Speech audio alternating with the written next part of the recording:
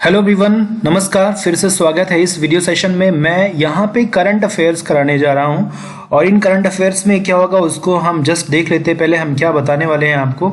आज की इस वीडियो में मैं आपको साथी ऐप के बारे में बताने वाला हूँ और इसके साथ साथ आपको मैं यहाँ पे इंडिया का फर्स्ट टायर पार्क बताने वाला हूँ और मेरी सहेली ऐप के बारे में, मेरी सहेली ऑपरेशन के बारे में, RRTC ट्रेन के बारे में, इसरो की कुछ जानकारी होगी और DBS बैंक, एशिया की सबसे बड़ी बैंक की बात होगी और कोरोना जो किट बनाई गई उसकी कुछ जानकारी दूंगा मैं।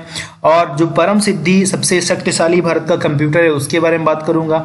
नासा की कुछ करंट न्यूज़ है, यहाँ पे टायर पार्क की बात मैं कर रहा हूँ और गो कैबिनेट की बात कर रहा हूँ। तो इन सारी चीज़ों को मैं फैक्ट और फिगर के जरिए बहुत इंटरेस्टिंग तरीके से क्लियर करने जा रहा हूँ। तो आप इस वीडियो को पूरा देखें और समझें। नोट कर सकते हैं कुछ चीज़ें जो मैंने यहाँ लिखा है, इसके बाद भी मैं बहुत सारी चीज़ें आपको बताऊंगा। तो पूरा वीडियो देखें और समझें कि क्या आपकी परीक्षा में आ सकता है और क्या आपको याद करना है। तो पहला फैक्ट आप देख रहे होंगे, यहाँ लिखा हुआ है चंद्रमा पर पहली 4G सेल्यूलर संचार नेटवर्क बनाने हेतु नासा द्वारा चुना गया है। किस कंपनी को चुना गया है? नोकिया कंपनी को चुना गया है। इसको समझते हैं, ये कहना क्या चाह रहा है? ये कहना चाह रहा है कि चंद्रमा पर मोबाइल का 4G नेटवर्क सेट करने के लिए, चंद्रमा पर फोन करने के लिए जो 4G नेटवर्क जो हम लोग यूज कर रहे हैं वो नेटवर्क सेट करने के लिए नासा द्वारा नोकिया कंपनी को चुना गया है। नासा क्या है, इसका पूरा मतलब क्या होता है मैं आपको बताता हूं और ये कहाँ की कंपनी है, इसका क्या काम है, थोड़ा सा इसका मैं आपको रिव्यू देता हूँ। नासा को हम कहते क्या है? National aeronautics and space administration.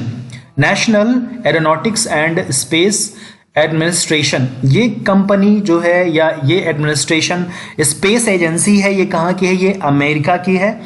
America की या कह लीजिए दुनिया की सबसे ताकतवर स्पेस एजेंसी के रूप में इसे जाना जाता है। अंतरिक्ष में जो भी अनुसंधान हो रहे हैं उसमें इसका बहुत बड़ा लीडिंग रोल होता है। तो नासा जो अमेरिकन बेस्ड एक स्पेस एजेंसी है जिसका पूरा नाम है national aeronautics and space administration, ये चंद्रमा पर मानव बस्ती को सेट करने के लिए, चंद्रमा पर इंसान को बसाने के लिए, वहाँ सुविधा देने के लिए, ताकि जब इंसान की बस्ती वहाँ पे रहे, इंसान रहने लगे तो वहाँ पे संचार एक दूसरे से हो सके, कम्युनिकेशन हो सके, इस चीज़ को ध्यान में रखते हुए वहाँ पे 4G टावर सेट करने की, 4G नेटवर्क सेट करने की पहल किया हुआ है और इसके लिए नोकिया को चुना है। नोकिया ये फिनलैंड की कंपनी है, फिनलैंड बेस्ड है, फिनलैंड देश की कंपनी है, ये भी आप याद रख सकते हैं।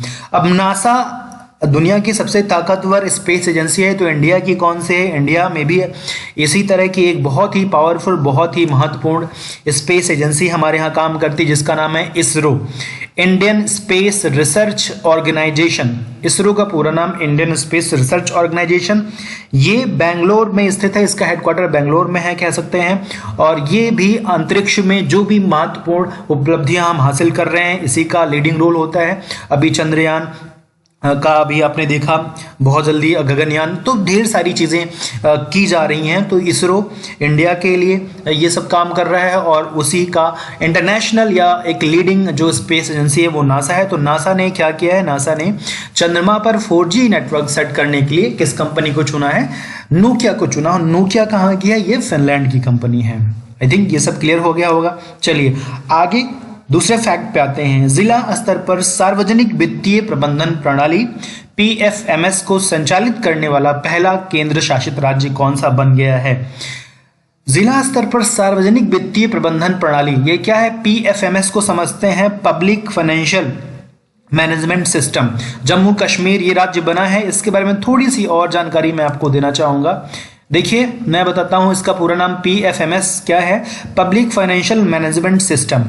इसके जरिए होता क्या है? इसके जरिए गवर्नमेंट जो भी फंड पब्लिक को देती है, जो भी वित्तीय सहायता देती है, वो जो बेनिफिशियरीज होता है यानी कि जो लाभार्थी होता है उसके खाते में डायरेक्ट दी जाती है, दी जा सकेगी। तो यहाँ लिखा है the launch of These offices in Jammu and Kashmir will result in improved program administration and management direct payment to beneficiaries, ये देखिए इनका direct payment to beneficiaries and greater transparency and accountability in use of public funds. जो public fund होता है, जो जनता को दिया जाने वाला एक तरह की वित्तीय धन होता है, पब्लिक फंड जिसको कहते हैं, जैसे कि वजीफा हो गया, पेंशन हो गया, ये सारी चीजें लाभार्थी के खाते में डायरेक्ट दी जाएं, इसीलिए ये पीएफएमएस सिस्टम डेवलप किया गया है।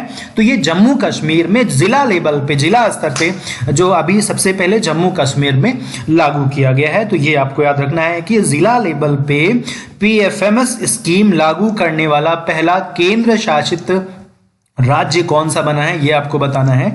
ये है आपका जम्मू और कश्मीर। आपको पता है कि जम्मू और कश्मीर वर्तमान समय में यूनियन टेरिटरी है, यूटी है। पहले ये क्या था, राज्य था, लेकिन इसे 2020 में ही इसे क्या कर दिया गया, यूनियन टेरिटरी बना दिया गया है। ठीक है, तो ये आपको पता ही होगा, उसको 2 भागों में कर दिया गया है। जो ऊपर का एरिया था हमारा भारत का, इसे 2 भागों में बांट दिया गया है। इस वाले पार्ट को जम्मू एंड कश्मीर कह दिया गया है, इस वाले पार्ट को लद्दाख कह दिया गया। दोनों को यूनियन टेरिटरी बना दिया गया है। ये आपको आई थिंक पहले से पता होगा। चलिए आगे चलते हैं। सितंबर 2020 में छत्तीसगढ़ की राज्यपाल अनुसुईया उइके, तो यहाँ पे एक आपको फैक्ट मिल गया कि छत्तीसगढ़ की वर्तमान में राज्यपाल कौन है, छत्तीसगढ़ की राज्यपाल हैं अनुसुईया उइके, द्वारा अस्पताल में इलाज करा रहे कोविड-19 मरीजों की मदद हेतु किसका ऑनलाइन शुभारंभ किया गया है। तो बहुत ही महत्वपूर्ण ये करंट अफेयर्स है, अच्छा फैक्ट है, याद रखिए। ये है रोबोट भारती नामक एक रोबोट है जिसे ऑनलाइन लॉन्च किया गया, ऑनलाइन इसका शुभारंभ किया गया छत्तीसगढ़ की राज्यपाल अनुसुईया उइके के द्वारा। ये काम क्या करेगा, ये काम ये करेगा कि कोविड-19 जो मरीज है, कोविड-19 की जो पेशेंट है, उनकी ट्रीटमेंट के लिए, उनकी जो है इलाज के लिए डॉक्टरों नर्सों की तरह हेल्प करेगा और उनको ये फैसिलिटेट करेगा। तो काफी महत्वपूर्ण फैक्ट है, इसको भी याद रखिए। रोबोट भारती क्या है, एक कोविड-19 के मरीजों की हेल्प करने के लिए डेवलप किया गया एक रोबोट है। और ये कहाँ लॉन्च किया गया है, ये छत्तीसगढ़ में लॉन्च किया गया किसके द्वारा, वहां की राज्यपाल अनुसुईया उइके के द्वारा। चलिए आगे बढ़ते हैं। 27 सितंबर 2020 को केंद्रीय मंत्री धर्मेंद्र प्रधान ने विश्व पर्यटन दिवस के अवसर पर आतिथ्य उद्योग के लिए कौन सा ऐप लॉन्च किया गया है। तो ये ऐप है साथी ऐप है। इसका पूरा मतलब क्या, मैं आगे एक्सप्लेन करता हूं। यहाँ पे एक फैक्ट और नोट कर लीजिए जो पूछा जा सकता है कि विश्व पर्यावरण दिवस कब मनाया जाता है। विश्व पर्यावरण दिवस आपका मनाया जाता है 27 सितंबर को। वर्ल्ड टूरिज्म डे की बात कर रहे हैं, वर्ल्ड टूरिज्म डे 27 सितंबर को मनाया जाता है। और इस मौके पर जो केंद्रीय मंत्री धर्मेंद्र प्रधान हैं, इनके द्वारा एक ऐप लॉन्च किया गया है। उस ऐप का काम क्या है, वो क्या काम करेगा, वो मैं आपको बताता हूँ। ये ऐप दिखता कैसा है, इसका लोगो कैसा, ये भी आप देख लीजिए ताकि आप इसको रिलेट कर पाएं। ये है साथी ऐप। यहाँ देखिए लिखा है ministry of tourism, government of India. तो ये आपसे पूछे कि साथी ऐप किस मंत्रालय के द्वारा जो है जारी किया गया है, लॉन्च किया गया है, तो ये पर्यटन मंत्रालय द्वारा जारी किया गया है। इसका पूरा नाम क्या है, याद रख सकते हैं, system for assessment awareness and training for hospitality industry. फिर से पढ़ देते हैं। System, S for system, A for assessment, फिर ए है तो awareness, and T for training, और एच फॉर हॉस्पिटैलिटी, और I for industry. System for assessment awareness and training for hospitality industry, ये है साथी ऐप। ये क्या करेगा, हॉस्पिटैलिटी इंडस्ट्री जिसको कहते हैं, जो होटल, रिसोर्ट और रेस्टोरेंट की जो आतिथ्य यानी कि जो सेवा भाव होता है, जो आपको अगर कहीं टूर पे जाते हैं तो वहाँ पे जो वहाँ सेवाएं मिलती हैं, जो वहाँ पे आपको सुविधाएं मिलती हैं, उस चीज़ को जो मैनेज करता है, उन चीज़ों की जो सुविधा मुहैया कराता है, उसी इंडस्ट्री को हॉस्पिटैलिटी इंडस्ट्री कहते हैं। इसके बारे में थोड़ा सा और कुछ फैक्ट मैं आपको बताता हूँ। देखिए यहाँ साथी ऐप के बारे में मैंने लिखा हुआ है, पूरा नाम लिखा है जो भी मैंने बताया। और इसे कोविड-19 की गाइडलाइन को ध्यान में रख के जारी किया गया है। और इसको जारी करने के लिए जो यहाँ पे है कि ये कब जारी किया गया, तो यहाँ पे union minister of petroleum and natural gas, जिनका नाम है धर्मेंद्र प्रधान। तो आपको ये पता होना चाहिए कि पेट्रोलियम और गैस मंत्रालय कौन है, तो ये है धर्मेंद्र प्रधान। ये चीफ गेस्ट के रूप में गए थे वहाँ पे उस इवेंट में। और वहाँ पे जो टूरिज्म के जो मिनिस्टर हैं प्रहलाद सिंह पटेल, तो प्रहलाद सिंह पटेल और ये दोनों लोग मिलकर के इस ऐप को लॉन्च किए हैं। और इसमें लिखा है कि साथ ही has been developed based on कोविड-19 गाइडलाइंस। कोविड-19 गाइडलाइंस के बेसिस पे से जारी किया गया है। और किसने जारी किया गया? Ministry of tourism and ministry of health and family welfare. ठीक है। और एक बात और नोट करिए, इसी दिन यहाँ पे प्रधान ने, यानी कि प्रहलाद प्रधान ने, धर्मेंद्र प्रधान ने एक फिल्म भी लॉन्च की थी जिसका नाम है पथिक। ये एक इनिशिएटिव है incredible India tourist facilitator certification programme IITFC के लिए। तो अगर आपसे ये भी पूछ सकता है कि फिल्म पथिक लॉन्च की गई किसके द्वारा, तो धर्मेंद्र प्रधान द्वारा लॉन्च की गई। इसका काम क्या है? ये भी जो है इनक्रेडिबल इंडिया, जो अतुल्य भारत का एक प्रोग्राम चल रहा है, उसके लिए एक इनिशिएटिव के रूप में काम करेगा। एक फैक्ट यहाँ और नोट कर लीजिए कि जो UNWTO है, UNWTO का मतलब होता है United Nations World Tourism Organisation. जो दुनिया का वर्ल्ड टूरिज्म ऑर्गेनाइजेशन, इसने क्या किया है? 2020 को एक वर्ष के रूप में घोषित कर दिया। वो कौन सा वर्ष है?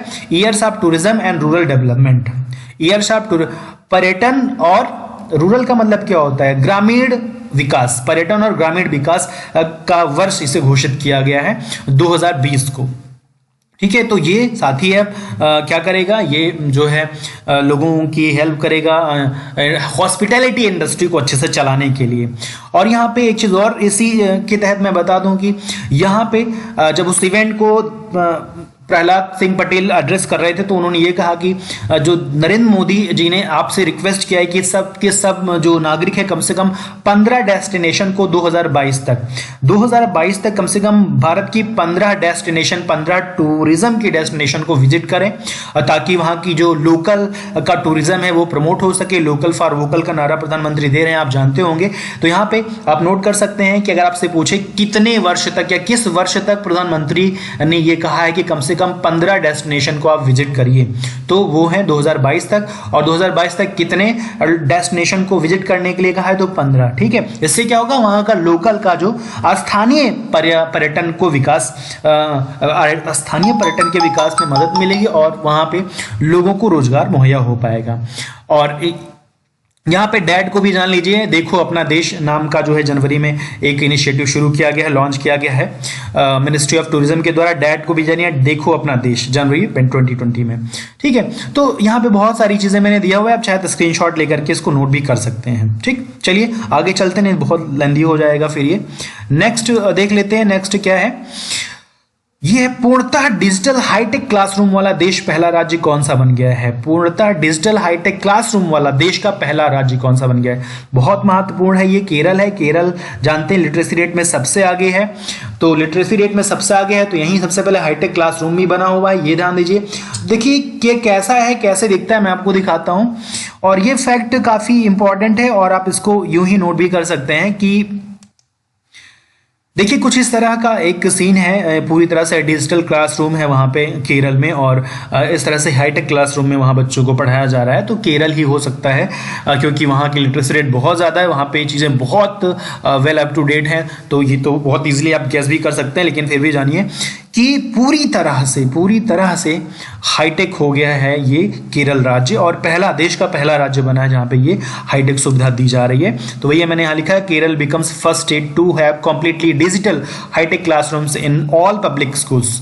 पब्लिक स्कूल जो है जितने, वहाँ पे ये मतलब A to Z सभी जगह पे हाईटेक कर दिया गया है। चीफ मिनिस्टर वहाँ पे कौन है? पिनराई विजयन वहाँ की चीफ मिनिस्टर है। इन्होंने डिक्लेयर किया है कि ये पूरी तरह से डिजिटल हो गया है। तो बस इसमें इतना ही आपको याद रखना है, जो काफी आसान है। अगला फैक्ट देख रहे हैं, 6 नवंबर 2020 में चक्रवात निवार से प्रभावित होने वाला देश कौन सा है? तो ये है भारत। चक्रवात निवार जो है नवंबर में आया। और चक्रवात निवार क्या है, थोड़ा सा इसके बारे में मैं आपको बता देता हूँ। बहुत तरह के चक्रवात आते रहते हैं।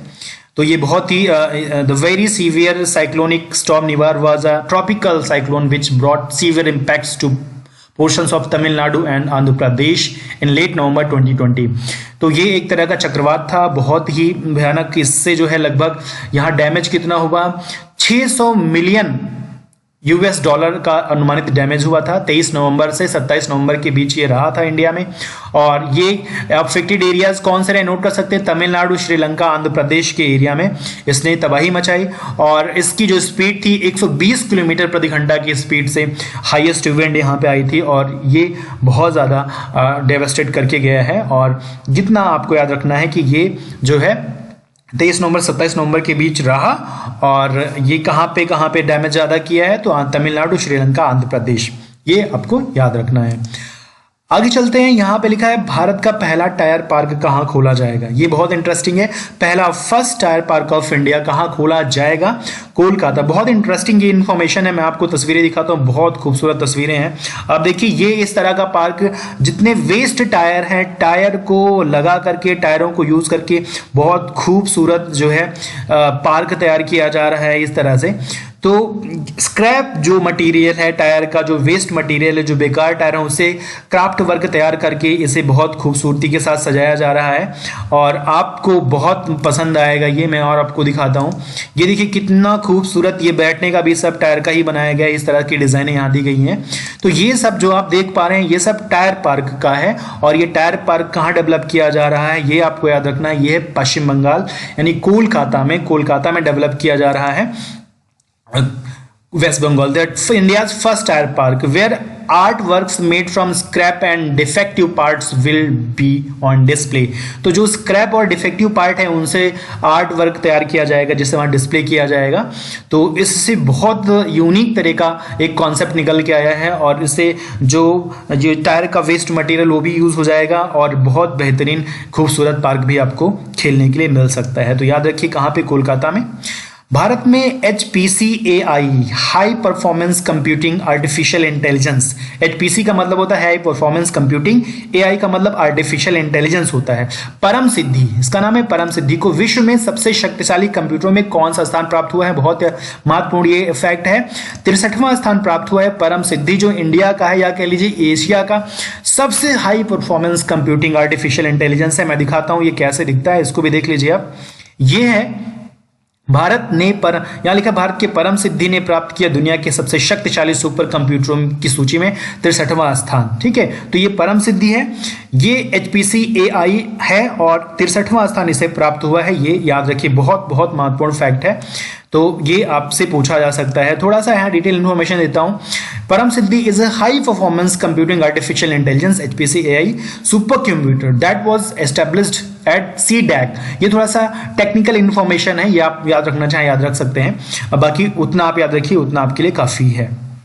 ओके, आगे बढ़ते हैं, आगे देखते हैं। यहाँ पे नवंबर 2020 भारतीय रेलवे द्वारा ट्रेन यात्रा के दौरान महिला यात्रियों को सुरक्षा प्रदान करने के लिए एक पहल की गई, उस पहल का नाम क्या है, तो यह है मेरी सहेली। मेरी सहेली पहल या मेरी सहेली मिशन भारतीय रेलवे द्वारा शुरू किया गया है महिला यात्रियों की मदद के लिए। महिला यात्रियों की मदद के लिए मेरी सहेली करके ये चलाया गया। यहाँ आप देख सकते हैं मेरी सहेली ऑपरेशन। तो ट्रेन में महिला यात्रियों को असुविधा होती थी, उनको बहुत तरह की दिक्कतों का सामना करना पड़ता था, उसी को ध्यान में रखते हुए मेरी सहेली ऑपरेशन शुरू किया गया है भारतीय रेलवे द्वारा। तो ये आप याद रखें, क्योंकि आपसे पूछ सकता है कि मेरी सहेली जो पहल है ये किस विभाग द्वारा शुरू किया गया है और किन के लिए शुरू किया गया है। तो आई थिंक अब आप समझ होंगे कि ये किन के लिए शुरू किया गया है। ठीक है, चलिए आगे बढ़ते हैं। न्यूयॉर्क आधारित व्यापार प्रकाशन ग्लोबल फाइनेंस द्वारा लगातार 12वें वर्ष सबसे सुरक्षित बैंक के रूप में नामित बैंक है। लगातार 12वें वर्ष, ये बहुत महत्वपूर्ण चीज है कि लगातार 12 वर्ष किसी को सबसे सुरक्षित बैंक का दर्जा दिया जा रहा है। ये है DBS बैंक। DBS बैंक का मतलब डेवलपमेंट बैंक ऑफ सिंगापुर। ये है DBS बैंक, इसको लगातार 12वीं बार इसे जो है ये सबसे सुरक्षित बैंक का दर्जा दिया गया है। यहाँ पे देखिए ये तस्वीर है, इसके जो ब्रांड एम्बेसडर यहाँ इंडिया के हैं सचिन तेंदुलकर हैं। ये लास्ट ईयर का है, जब 11th ईयर, इसको 11th ईयर हो गया था, इस बार 12वां वर्ष हो गया, तो 12वें वर्ष भी इसको सबसे सुरक्षित और सेफ बैंक का दर्जा दिया गया है। तो ये DBS बैंक है। DBS बैंक का मतलब मैंने आपको बताया, क्या इसका मतलब है, यहाँ लिखा है, ध्यान देंगे यहाँ पे, development bank of Singapore limited. ठीक है, तो ये आपको इसमें कुछ इंफॉर्मेशन मैंने दी है, अगर आपको चाहिए तो आप यहाँ से स्क्रीनशॉट लेकर के नोट कर सकते हैं, अगर चाहिए तो, नहीं तो कोई बात नहीं। चलिए आगे देखते हैं, आगे क्या फैक्ट है आपके लिए। तो यहां पे अगला है 25 सितंबर 2020 को भारत की पहली RRTS regional rapid transit system train का लुकआउट जारी किया गया। इस ट्रेन की अधिकतम गति क्या होगी, 180 किलोमीटर। अभी जो मैं यहाँ पे ट्रेन आपको दिखा रहा था, इसको एक बार देख लेते हैं। RRTS ट्रेन है ये, RRTS ट्रेन, ये देखिए इतनी खूबसूरत RRTS ट्रेन है। इसका क्या काम है, ये क्या करेगी, थोड़ा सा इसको डिटेल में देख लेते हैं, थोड़ा सा, बहुत ज्यादा नहीं। RRTS ट्रेन का मतलब क्या है, ये है इसको किसने चालू किया है इसका ध्यान दीजिएगा, इसमें कुछ और ज़रूरी जानकारी मैं दे रहा हूं जो आपको ध्यान रखना है। देखिए, the ministry of housing and urban affairs unveiled the first look of Delhi Ghaziabad Meerut regional rapid transit system. देखिए ये कॉरिडोर भी याद रखिएगा, Delhi Ghaziabad Meerut, Delhi Ghaziabad Meerut regional rapid transit system. तो ये जो आरआरटीसी ट्रेन है ये दिल्ली गाजियाबाद मेरठ के थ्रू चलाई जाएगी, ठीक है, ये ध्यान देना है। तो इसकी जो स्पीड है the 82 kilometre long RRTS corridor, ये जो कॉरिडोर है दिल्ली गाजियाबाद मेरठ का, ये कितने किलोमीटर लंबा है? 82 किलोमीटर लंबा आरआरटीएस कॉरिडोर ये बनाया जा रहा है। और इसमें जो स्पीड रहेगी आपको लिखा हुआ है कि 180 किलोमीटर की स्पीड से ये ट्रेन चलेगी, ठीक। और ये जो है ज्वाइंट वेंचर, यानी कि ये एक तरह से संयुक्त ज्वाइंट वेंचर कंपनी है, ज्वाइंट वेंचर कंपनी है जिसमें इंडिया सरकार तो मतलब कि भारतीय सरकार के साथ साथ दिल्ली, हरियाणा, राजस्थान और उत्तर प्रदेश मिल करके इस चीज को कंटिन्यू करेंगे, ठीक है। स्पीड दे दी गई है 180 किलोमीटर पर आवर और आरआरटीएस का फुल फॉर्म यही लिखा है जो मैंने बताया आपको, यहाँ पे रीजनल रैपिड ट्रांजिट सिस्टम यहाँ लिखा हुआ है। देखिए ये मैंने वहां भी लिखा था, यहाँ भी लिखा हुआ है, ये regional rapid transit system RRTS train, ठीक है। और कॉरिडोर कौन सा है, किस कॉरिडोर के थ्रू चलेगी? दिल्ली गाजियाबाद मेरठ, ठीक है। और इसको किस किस स्टेट की मदद से चलाया जाएगा? दिल्ली, हरियाणा, राजस्थान, उत्तर प्रदेश और गवर्नमेंट ऑफ इंडिया तो रहेगा, ठीक है। इसकी स्पीड कितनी रहेगी जो आपसे पूछा गया था वो मैंने यही बता दिया कि इसकी स्पीड जो है वो 180 किलोमीटर पर आवर रहेगी, ठीक है। तो ये क्या है? Regional rapid transit system RRTC train. इसका फर्स्ट लुक जो मैंने दिखाया वही है। 24 सितंबर 2020 को बहु उपयोगी माइक्रो प्रोसेसर चिप मौशिक को बनाने की घोषणा किनके द्वारा की गई? तो मौशिक एक बहु उपयोगी यानी मल्टीपर्पज यूज के लिए बनाई गई एक चिप है जिसका नाम है मौशिक। और इसको बनाने का जो है उपलब्धि श्रेय किसे दिया गया? आईआईटी मद्रास के शोधकर्ताओं द्वारा। इसको भी थोड़ा देख लीजिए, बहुत साइंस एंड टेक का इंपॉर्टेंट फैक्ट है और ये भी आपके एग्जाम में पूछा जा सकता है। चलिए मैं दिखाता हूं आपको। देखिए ये कुछ इस तरह का यहाँ पे ग्राफ दिया गया है, ये है IIT Madras develops and boots up Moushik micro processor for IoT internet on things. IoT को बोलते हैं इंटरनेट ऑन थिंग्स, थोड़ी सी इन्फॉर्मेशन यहाँ दी गई है। The Indian institute of technology IIT Madras on Thursday said its researchers have successfully developed a Moushik and indigenously कहते हैं, इंडिजिनसली मतलब कि भारतीय पूरी तरह से स्वदेशी made micro processor for the internet of things, ठीक है। तो ये है बहुत महत्वपूर्ण चिप है और इसको बनाया आईआईटी मद्रास ने। बाकी चीजें आप पहले से जानते होंगे और बहुत सारी चीजें जो अगर आपको लगे तो इसको स्क्रीनशॉट लेकर के भी आप नोट कर सकते हैं। फिलहाल हम आगे बढ़ते हैं। किस राज्य सरकार द्वारा किसानों के उत्थान के लिए पहली बार एक कल्याण कोष बोर्ड का गठन किया गया है? पहली बार जब कोई चीज फर्स्ट टाइम आती है तो इंपॉर्टेंट होती है, वो भी किसान के लिए। कल्याण कोष बोर्ड बनाया गया किसानों का। आपसे ये पूछ सकता है कल्याण कोष बोर्ड किसके लिए बनाया गया है? तो आंसर है किसानों के लिए। किस सरकार द्वारा? केरल सरकार द्वारा बनाया गया। इसमें क्या है कैसे है थोड़ा सा आपको बता देते हैं। देखिए किसान कल्याण बोर्ड, किसान कल्याण कोष है, मैंने हिंदी में दिया है कि पहली बार बनाया जा रहा है। इसका नाम जो होगा वो होगा जिसका नाम होगा केरल कृषक क्षमानिधि बोर्ड। केरल कृषक क्षमानिधि बोर्ड, इसको नोट कर सकते हैं। और इसका जो बोर्ड का अध्यक्ष बनाया गया वो किसे बनाया गया है? डॉक्टर डीपी राजेंद्रन को। डॉक्टर डीपी राजेंद्रन को केरल किसान कल्याण बोर्ड का पहला अध्यक्ष नियुक्त किया गया है। इसमें होगा क्या? यहाँ पे किसानों को इसके तहत बागवानी, औषधि गुण वाले पौधों की खेती, नर्सरी प्रबंधन, मत्स्य पालन, सजावटी इस्तेमाल में आने वाली मछलियों के पालन, मधुमक्खी पालन, रेशम पालन, ये सब जितने पालन है इनसे जुड़ी सहायता दी जाएगी। और इसके लिए 100 रुपए की सदस्य शुल्क देना होगा किसानों को और मासिक शुल्क 100 रुपए देना होगा। और सरकार उन्हें 250 रुपए हिस्सेदारी के रूप में देगी। और इसमें क्या होगा? जब व्यक्तिगत पेंशन मतलब हेल्प क्या मिलेगी, उसमें मदद क्या मिलेगी? व्यक्तिगत पेंशन के रूप में, परिवार पेंशन के रूप में, बीमारी के लाभ के रूप में, अगर दिव्यांग हो गए तब मिलेगा, चिकित्सा मेडिकल के लिए, विवाह के लिए। तो इसमें जो भी जानकारी है आप दीजिए कि इन सारी चीजों की सहायता के लिए ये कल्याण बोर्ड बनाया गया है किसानों के लिए, ठीक है। तो अगर आप पूरा जानना चाहते हो इसको नोट कर सकते हैं, रोक करके वीडियो नोट कर लीजिए, मैंने यहाँ पे आपके लिए नोट कर दिया है। चलिए आगे बढ़ते हैं। हम यहाँ पे आते हैं अगले फैक्ट पे। कोविड-19 किट कोविरैप किसके द्वारा विकसित की गई है? कोविड-19 परीक्षण किट कोविरैप किसके द्वारा डेवलप की गई है? तो ये है आईआईटी खड़गपुर के द्वारा डेवलप की गई है। तो इसको भी मैंने यहाँ पे एक फिगर में रखा हुआ ये है कोवीरैक, जो एक क्या है, ये कोरोना किट है, जो डेवलप की गई है आईआईटी खड़गपुर के द्वारा।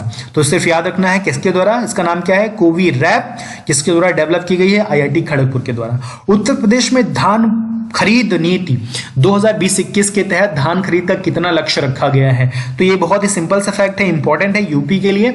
तो ये है 55 लाख मीट्रिक टन का लक्ष्य रखा गया है। अगला है गायों के संरक्षण एवं संवर्धन के लिए गौ कैबिनेट का गठन किस प्रदेश में किया गया है। गौ कैबिनेट, गायों के रखरखाव के लिए, उनकी संरक्षण के लिए, उनके संवर्धन के लिए, उनकी प्रजाति को सुधारने के लिए एक गौ कैबिनेट बनाया गया है। गाय के लिए कैबिनेट पहली बार बनाया गया मध्य प्रदेश में। तो गौ कैबिनेट जो है वहां मध्य प्रदेश में सरकार बीजेपी की है, वहां पे जो वहां के ये सीएम है शिवराज सिंह चौहान, आप इनको जानते होंगे। तो वहां पे गौ कैबिनेट बनाया गया गाय के संवर्धन के लिए। तो उसी इवेंट की ये आई थिंक फोटो है, जो वहां के प्रधानमंत्री, वहां के मुख्यमंत्री की ये फोटो आपको देखने को मिल रही होगी। तो थोड़ा सा इसकी इंफॉर्मेशन मैंने, हाँ, ये gau cabinet, cow cabinet. The BJP government in Madhya Pradesh on Wednesday announced constitution of a gau cabinet, cow cabinet, which will have ministers of 6 departments who will work towards protection of cows and promotion of cow produce in the state. तो यहां बता रहा है कि जो cow cabinet है, गाय की जो कैबिनेट है, उसमें 6 डिपार्टमेंट के मंत्री काम करेंगे। किसके लिए, गाउ के, यानी काउ यानी गाय के प्रमोशन और उनके प्रोड्यूस को बेहतर करने के लिए काउ कैबिनेट का यहां पे गठन किया गया है। कहां पे, मध्य प्रदेश में। गवर्नमेंट किसकी, बीजेपी की, शिवराज सिंह चौहान वहां के सीएम है। तो इस वीडियो में मैं इतना दे रहा हूँ, बाकी फिर ऐसे ही मैं और वीडियो आपको दूंगा विद फिगर और चीज़ों को एक्सप्लेन करूंगा। अगर ये वीडियो पसंद आया, इस तरह का और वीडियो चाहते हैं तो कमेंट करें और लाइक करें, शेयर करें और बताएं कि ऐसा वीडियो और चाहते हैं, ताकि मैं और आपको दे पाऊँ। फिलहाल पढ़ते रहिए, मिलेंगे नेक्स्ट वीडियो में, तब तक के लिए जय हिंद।